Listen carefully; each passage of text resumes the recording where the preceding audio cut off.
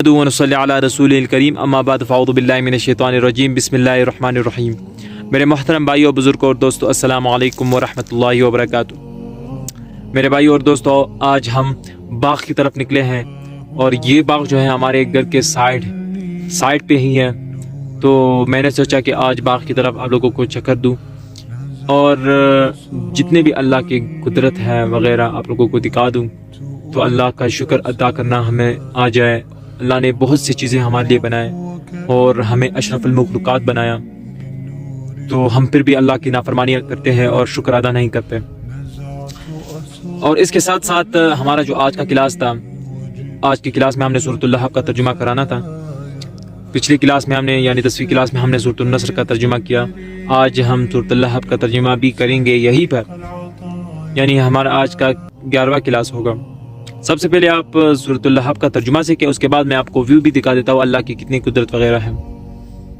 تو آپ سب سے پہلے سورۃ اللہب کا جو جتنی بھی آیات ہیں ان کے الفاظ حروف سیکھیں۔ ہو سکتا ہے آپ کی کوئی غلطی ہو تو آپ کو غلطی جو ہے وہ ٹھیک کرنی چاہیے۔ بسم اللہ الرحمن الرحیم۔ تبت یدا ابی لہب وتب ما اغنى عنه ماله وما كسب سيصلى نارا ذات لہب وامرأة حمالة الحطب فی جیدها حبل من مسد۔ صدق اللہ العظیم۔ اب آتے ہیں ترجمہ سیکھتے ہیں۔ سب سے پہلی آیات تبت یدا ابی لہب وتب۔ ٹوٹ گئے دونوں ہاتھ ابو لہب کے اور وہ برباد ہوا۔ یہاں پر تب کا مطلب ہے ٹوٹنا۔ اچھا، ایک اور جگہ پر غیر تتب کا لفظ آتا ہے۔ ان سب کا یہی معنی ہے، یعنی ختم ہونا، ناکام ہونا، برباد ہونا۔ چونکہ اس نے حضور اکرم صلی اللہ علیہ وسلم سے کہا تھا تبدل لکا لہذا دعوتنا، تو اللہ تعالیٰ نے اس کے الفاظ میں اس کو وعید کی کہ برباد ہو گئی اس کے دونوں ہاتھ، یعنی وہ کوشش سے بیکار ہو گیا۔ اچھا، یہ جو نام ہے ابو لہب، یہ دراصل اس کی کنیت ہے۔ لہب کا مطلب ہوتا ہے شعلہ۔ یہ اپنے حسن جمالی اور خوبصورتی کی وجہ سے یوں لگتا تھا جیسے شعلہ بڑک رہا ہو۔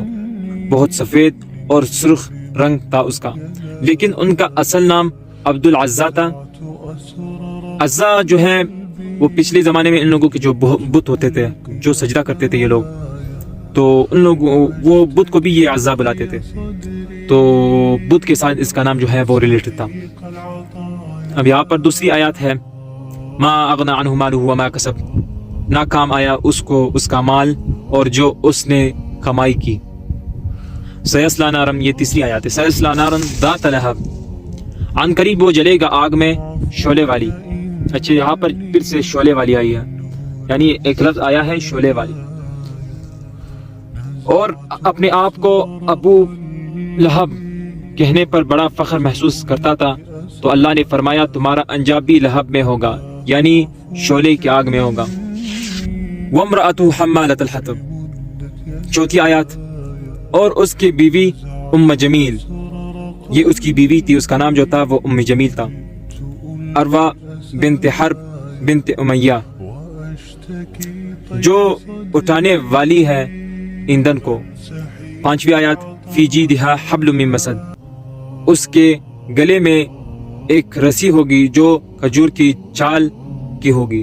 یہاں پر رسی کی بات آئی ہے، کیوں جو ہے لہب کی بیوی کو کیوں رسی پہنایا جائے گا اور یہاں پر کیوں رسی کا ذکر آیا ہے۔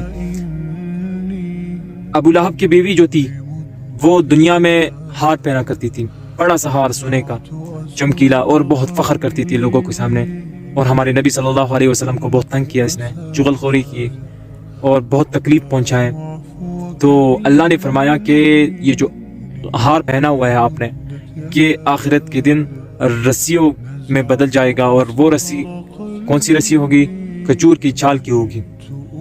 امید ہے آپ کو سورۃ اللہب کا جو ترجمہ ہے وہ سمجھ آ گیا ہوگا۔ اگر پھر بھی آپ کو سمجھ نہیں آیا تو کمنٹ باکس میں جو ہے مجھے لکھ دیجئے، میں انشاءاللہ آپ کو جو سوال کا جواب ہے وہ ضرور دوں گا، اور اس ویڈیو کو جو ہے زیادہ سے زیادہ شیئر کیجئے۔ اب آتے ہیں یہ ویو میں آپ کو دکھا دیتا ہوں کہ اللہ پاک نے کیسی کیسی چیزیں بنائے۔